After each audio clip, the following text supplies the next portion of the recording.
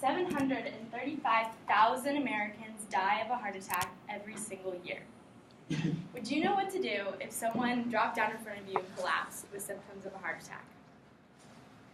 If you take proper action and decide to do CPR, the American Heart Association says that if it's done correctly within the first few minutes of cardiac arrest, it can double or even triple the person's chance of survival. CPR, what does it stand for?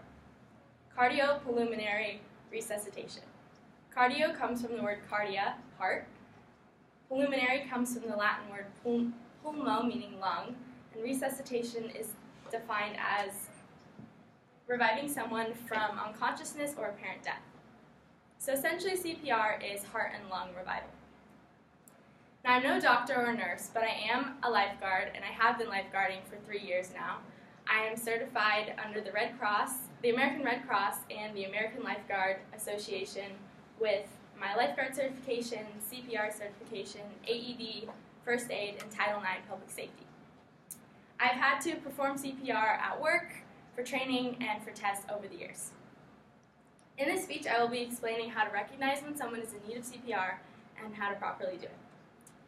So essentially, CPR is a ratio of 30 chest compressions followed by 2 breaths. Now, to help you remember the steps of CPR, I've created an acronym, CPPCBR. And for you guys, I thought it would be easier to remember it as CALMS prepares people correctly before real life. But the actual words that go along with the steps are checking for consciousness, checking the pulse, positioning the hands, starting compressions, giving breaths, and repeating. So if I could have a volunteer come up, you don't have to do anything, you just have to lay down. There. On the table? If you don't mind, laying down on the table. Oh. Thank you. So the first step in recognizing if someone needs CPR is odds are they're probably going to be on the ground, and you're going to want to check if they're conscious. So if someone is unresponsive to physical touch or like verbal, yelling, anything like that, you can assume that they're unconscious. And at this point, you probably want to call 911. In the meantime, you can check to see if they have a pulse. So everyone can do this right now. You can take your first finger and your middle finger, put them next to each other, find either side of your neck, and we're going to find your carotid artery. And it should be just below your jawline on either side, and you should be able to feel a beat against your finger, and that's your pulse. If you don't feel this on your victim, and you're looking at their chest and you don't see it rising and falling, you can assume that they are in need of CPR. So your second step, after you check for consciousness and pulse, you want to position your hands. So when you do CPR, you want to put one hand on top of the other like a sandwich. You guys can do this if you want. And you want to keep your arms pretty straight, and you're going to be using the heel of your hand because that's what's going to drive the most pressure into their chest. So, or you want to position it, Derek has something on his chest, but you want to do the center of the person's chest directly in between their 2 breastplates, right in the center. And you want to put the heel of your hand there. And usually you don't want to do in the movies where you are bending your elbows a whole bunch because you're just going to tire your arms out.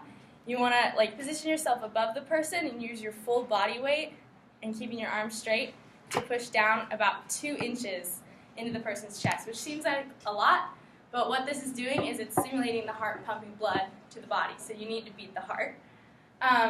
The National Health Service of England recommends doing about compressions at a rate of 100 to 120 beats per minute, which is conveniently about the same beat of staying alive, so like, staying alive, staying alive. So if that helps you remember. So B, breaths. After you've done 30 compressions, you want to do 2 rescue breaths. Lifeguards and EMTs usually have a breathing mask that you just put over the person's nose and mouth. But if you're just a bystander, you're probably not going to have one of these. So you're going to have to pinch the victim's nose.